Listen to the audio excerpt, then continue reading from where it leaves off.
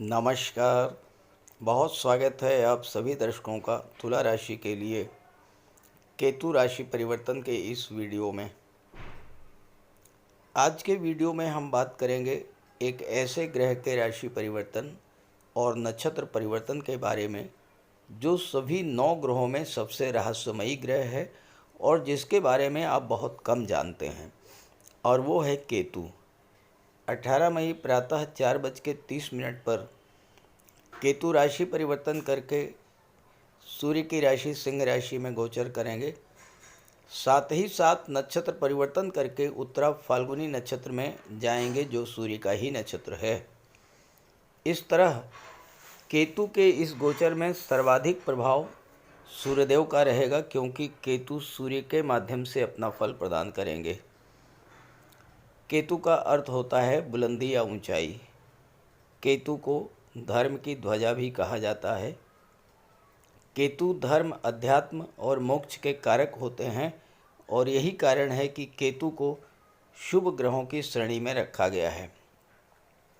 अगर केतु आपकी जन्म कुंडली में अच्छे हैं, शुभ फल दे रहे हैं, या आपने उपायों के द्वारा केतु को प्रसन्न कर लिया है, तो ये आपको जीवन में हर वो बुलंदी जिसे आप स्पर्श करना चाहते हैं वहाँ तक ले जाने में सक्षम हैं।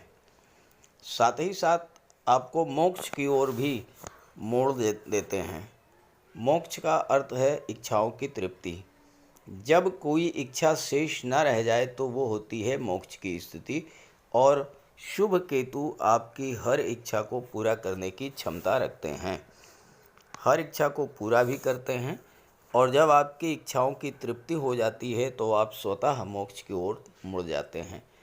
तो केतु के नक्षत्र परिवर्तन और राशि परिवर्तन का क्या प्रभाव पड़ेगा तुला राशि के जातकों के जीवन पर, इसी का विश्लेषण करेंगे। लेकिन इसका विश्लेषण करने से पूर्व हम ये समझेंगे कि केतु क्या है, केतु किस तरह का फल प्रदान करते हैं, और कैसे जानेंगे कि केतु अशुभ फल दे रहे हैं। ये विश्लेषण आपकी चंद्र राशि के आधार पर किया जा रहा है, और वीडियो के अंत में मैं आपको केतु के उपाय भी बताऊंगा।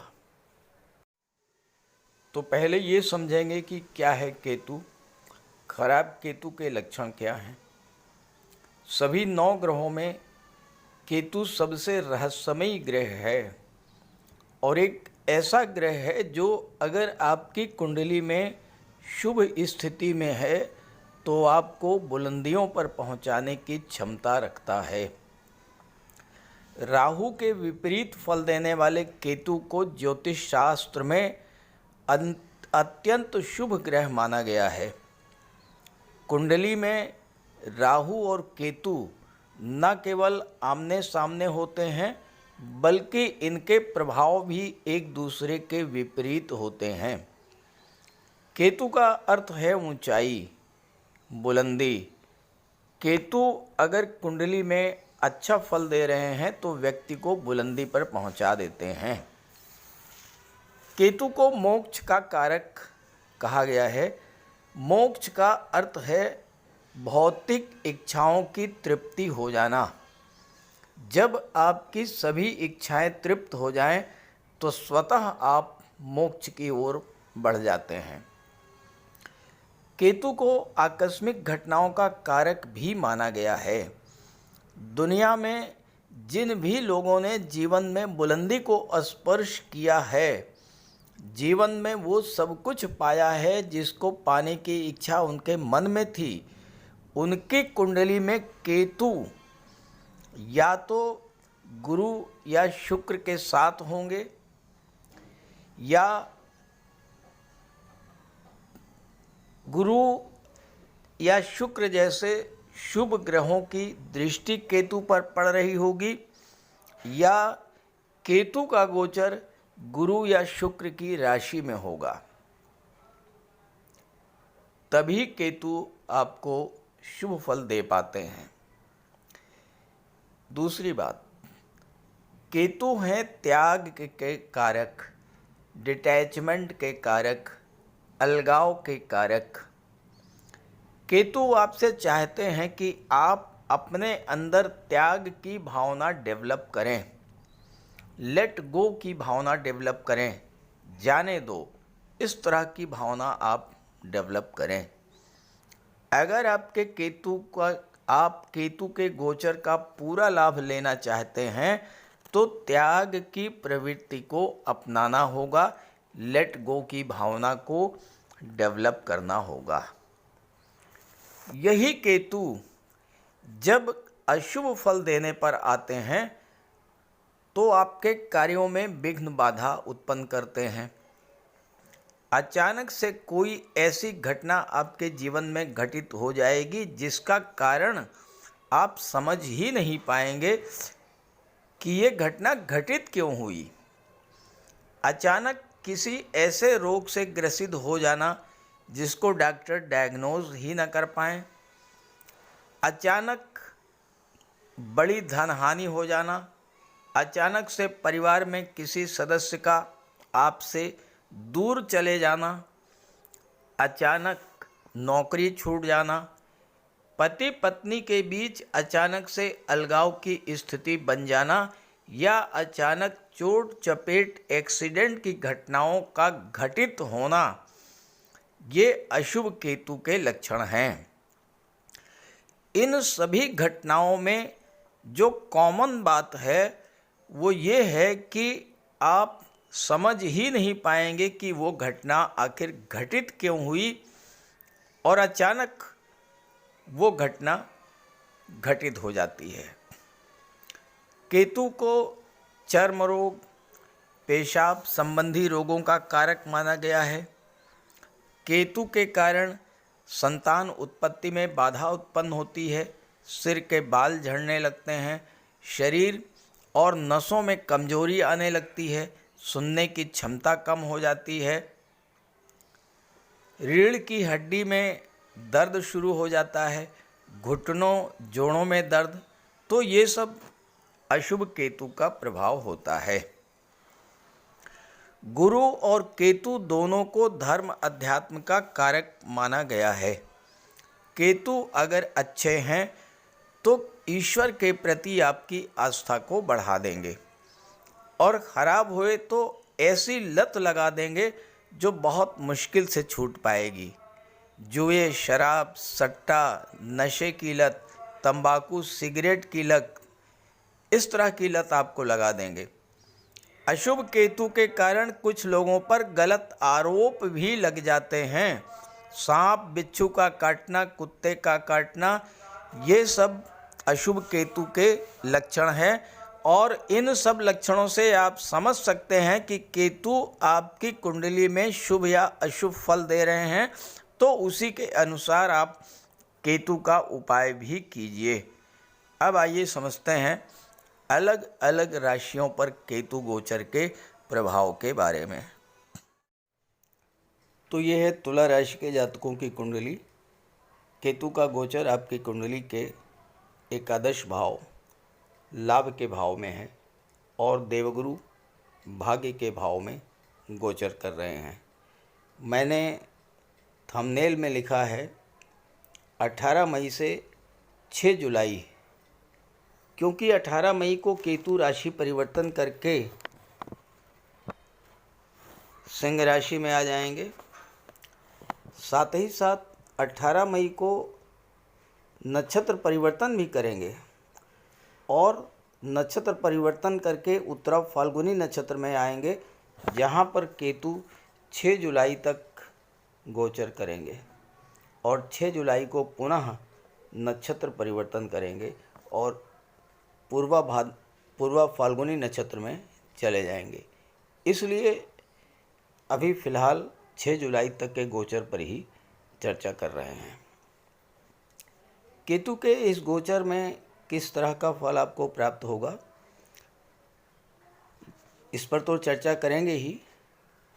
साथ ही साथ मैं आपको 2 बातें स्पष्ट रूप से बताना चाहता हूँ कि अगर आप केतु गोचर का पूरा लाभ लेना चाहते हैं तो 2 बातों का ध्यान रखिए। पहली बात तो ये है कि केतु जिस भाव में गोचर कर रहे हैं उस भाव से संबंधित चीज़ें अगर आपको प्राप्त करनी है तो आपको उन चीज़ों के पीछे भागना बंद करना होगा। केतु 18 महीने तक एकादश भाव में रहेंगे। एकादश भाव आपकी इनकम का होता है, आपकी इच्छा पूर्ति का होता है। इस समय अगर आप अपनी इच्छाओं की पूर्ति हेतु भागते रहेंगे तो इच्छाओं की पूर्ति नहीं होगी। जिस दिन आप अपनी इच्छा पूर्ति के पीछे भागना बंद कर देंगे, उसके अगले ही दिन वो चीज़ आपको प्राप्त हो जाएगी। और दूसरी बात यह है, केतु जिस भाव में गोचर कर रहे हैं उस भाव से संबंधित चीज़ों को बिल्कुल गुप्त रखना है आपको। तो आपकी इनकम कितना है, इसे किसी को शेयर नहीं करना है। सोर्स ऑफ इनकम क्या है आपके, ये किसी को नहीं बताना है।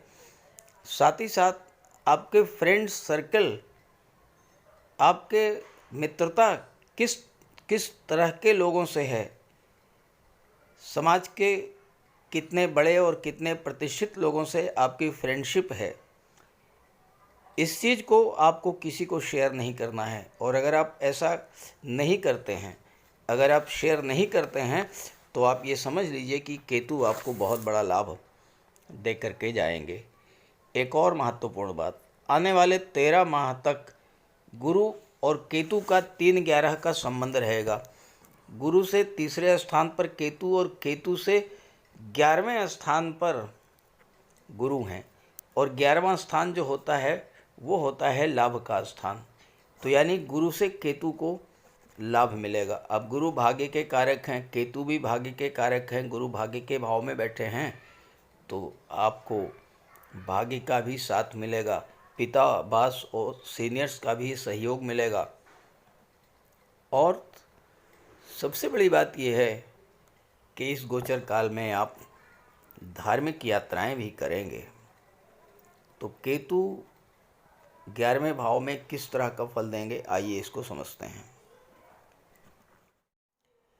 11वां भाव आपकी इनकम का होता है, आपके अचीवमेंट्स का होता है, आपकी प्रॉस्पेरिटी को शो करता है, आपके लाभों को दर्शाता है, आपके फ्रेंड सर्किल और आपकी इच्छा पूर्ति को दर्शाता है।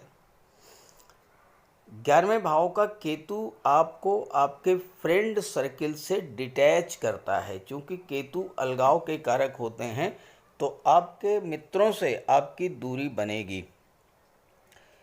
एक उम्र के बाद या तो आप बिल्कुल अकेले रह जाते हैं या कुछ गिने चुने मित्र ही आपके साथ होते हैं। और एक महत्वपूर्ण बात बता दूं आपको कि तुला राशि के जातक अभी अभी थोड़े दिन पहले 29 मार्च को शनि की पनौती से बाहर आए हैं। और शनि के पनौती ने 2.5 वर्षों में ये अच्छे से सिखा दिया होगा तुला राशि के जातकों को कि किसने आपके ख़राब समय में आपकी मदद की थी और कौन कौन ऐसे लोग थे जिन्होंने आपका साथ छोड़ दिया है। और केतु जब यहाँ पर आएंगे तो अब आपके पास वही लोग रहेंगे, आपके मित्र वही लोग होंगे जो कि आपके सच्चे मित्र हैं। और यही वजह है कि केतु आपके फ्रेंड सर्किल से आपको डिटैच कर देगा, अलग कर देगा। यानी जो आपके फालतू के मित्र थे, जो स्वार्थी मित्र से, उन मित्रों से आपकी दूरी बन जाएगी। और इस समय आपके मित्र वही होंगे, आपके साथ वही बने रहेंगे जिनकी रुचि धर्म अध्यात्म में बहुत ज़्यादा होगी या बौद्धिक स्तर पर जो बेहद मजबूत होंगे। 11वें भाव आपकी इच्छाओं का, आपके सपनों का होता है। और चूँकि राहु ठीक सामने बैठे हैं पंचम भाव में और राहु की दृष्टि 11वें भाव पर पड़ रही है, राहु आपकी महत्वाकांक्षा को बहुत अधिक बढ़ा देंगे, आपकी इच्छाओं को बहुत अधिक बढ़ा देंगे। चूँकि राहु भौतिकता के कारक हैं, बड़ा घर, बड़ा वाहन, सुख सुविधा के बड़े बड़े साधन, नौकर चाकर, इस तरह की इच्छाएं आपके मन में जागृत होंगी। एक तरह से कहा जाए तो आपके मन में जो लालच है उसे राहु बढ़ा देंगे। बहुत सारा पैसा हो, बड़ी गाड़ी हो, बड़ा घर हो, ऐशो आराम हो, सब कुछ चाहिए। लेकिन केतु यहाँ क्या करेंगे, केतु आपकी इस प्रवृत्ति पर रोक लगाएंगे। यानी आप राहु के चक्कर में जल्द से जल्द अमीर बनने का जो सपना देखेंगे। राहु आपको जो शॉर्टकट का मार्ग सिखाएंगे, राहु आपको छल कपट फरेब के मार्ग पर लेकर के जाएंगे। राहु आपको जुआ, शराब, सट्टा, लॉटरी इन सब क्षेत्रों से जोड़ने का प्रयास करेंगे। केतु आपकी सुरक्षा करेंगे, आपको गलत मार्ग पर जाने से रोकेंगे, गलत तरीके से धन अर्जित करने से केतु आपको रोक देंगे।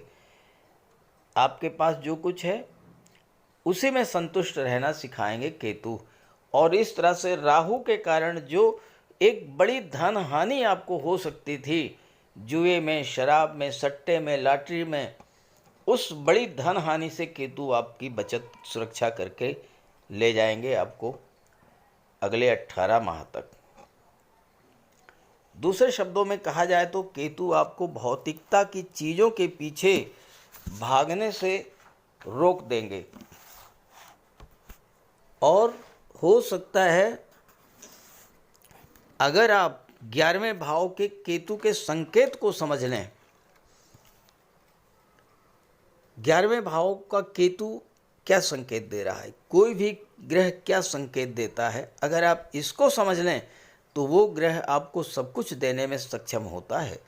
तो 11वें भाव का केतु क्या संकेत देता है, आप जितना चीज़ों के पीछे भागेंगे वो उतनी ही दूर आपसे होती चली जाएंगी। और जिस दिन आप चीज़ों के पीछे भागना बंद कर देंगे, केतु आपको वो सभी चीज़ें अचानक से प्राप्त भी करा देंगे। 11वां भाव आप इच्छा पूर्ति का होता है।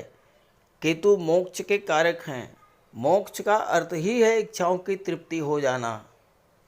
अगर आपने 11वें भाव के केतु के इस मर्म को समझ लिया, जो है उसी में संतुष्ट रहना है, जो नहीं है छोड़ो, लेट गो, उसकी चिंता फिर देखेंगे। तो देखिए केतु फिर किस तरह का चमत्कार करेंगे। केतु आपको वो सब कुछ दे देगा जो आप पाना चाहते हैं। आप करके देखिए, जिस दिन आप किसी चीज़ के पीछे भागना बंद कर देंगे, उसके अगले ही दिन अचानक से वो चीज़ आपको मिल जाएगी, आपकी वो इच्छा पूरी हो जाएगी, आपका वो कार्य सिद्ध हो जाए। और एक महत्वपूर्ण बात, अगर आपकी जन्म कुंडली में 11वें भाव में केतु हैं तो आप अपनी इनकम, अपने गेन्स को किसी से भूल करके भी शेयर मत कीजिएगा। तो केतु आपके लिए बेहद अनुकूल फल दे रहे हैं। इस गोचर का लाभ उठाइए और केतु का उपाय ज़रूर कीजिएगा, आपको विशेष लाभ मिलेगा। तो बात करते हैं उपायों पर। केतु का सबसे बड़ा उपाय है भगवान श्री गणेश जी की उपासना करना। बुधवार के दिन गणेश जी का पूजन करें, अथर्वा स्तोत्र का पाठ करें। सोमवार के दिन भगवान शिव की आराधना करें, रुद्र स्तोत्र का पाठ करें। काले रंग की गाय की सेवा करें। काले और सफ़ेद रंग के दो रंगे कुत्ते की सेवा करें, उसको भोजन दें और कौवे को भोजन दें। केतु का सिर नहीं है, अंग भंग है, तो आप जो भी कोई दिव्यांग हो, असहाय हो, अपाहिज हो, उसकी सेवा करें। भूल करके भी ऐसे व्यक्ति का अपमान न करें। कंबल, छाता, काली उड़द, गर्म कपड़े, कस्तूरी और लहसुनिया, इन चीज़ों का दान आप कर सकते हैं। ओम कें केतवे नमः, इसका जाप करें 5 माला या 8 माला। नौकरी नहीं मिल रही है या 48वें वर्ष में बहुत बड़ा अप डाउन हो गया है, तो मूली को 7 मूली पत्ते समेत अपने सिर से 7 बार उतार कर किसी गाय को खिला दें। 7 बुधवार आप ऐसा करें, केतु का शुभ फल मिलना शुरू हो जाएगा। इसके अलावा शनिवार के दिन एक पात्र में कुशा और दूर्वा दोनों एक साथ रख कर के पानी भर लें और शाम को पीपल की जड़ में डाल दें। 7 शनिवार ऐसा करने से राहु, केतु और शनि तीनों के शुभ फल मिलने शुरू हो जाएंगे। लहसुनिया धारण कर सकते हैं, लेकिन धारण तभी करें जब कुंडली में केतु अच्छे हों या न्यूट्रल हों, और किसी योग्य ज्योतिषी से परामर्श लेकर के। अगर केतु नेगेटिव है तो गोमती चक्र की अंगूठी धारण करें, फिरोजा भी आप धारण कर सकते हैं। तो ये सब उपाय करने से आपको केतु के अशुभ फलों से राहत मिलेगी। नमस्कार।